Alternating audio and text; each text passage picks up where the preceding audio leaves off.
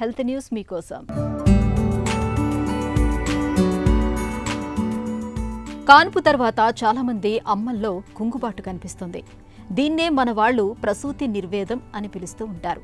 ప్రసవం అయ్యాక బాలింతల్లో అనేక సమస్యలు తలెత్తుతూ ఉంటాయి. బరువు పెరుగుతూ ఉంటారు. బిడ్డ ఆలనా పాలనలో సరిగ్గా నిద్ర ఉండదు. తరచూ కోపం, చిరాకు వంటి వాటికి లోనవుతూ ఉంటారు. అనుక్షణం పసిపిల్లల్ని కనిపెట్టుకుని ఉండటమే తప్ప తమ గురించి పట్టించుకునే తీరిక ఉండదు. కొందరిలో గుండె జబ్బులు, మధుమేహం వంటివి రావచ్చు.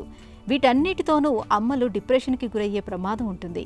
అయితే పరిస్థితి అంతవరకు వెళ్లకుండా ఉండటానికి British Columbia university, Canadian society for exercise సైకాలజీకి చెందిన పరిశోధకులు ఒక పరిష్కార మార్గాన్ని సూచిస్తున్నారు. ప్రసవం అయ్యాక తొలి 3 నెలల పాటు బాలింతలు చురుకుగా కదలాలని, అది వారికి ఎంతగానో మేలు చేస్తుందని శాస్త్రవేత్తలు చెబుతున్నారు.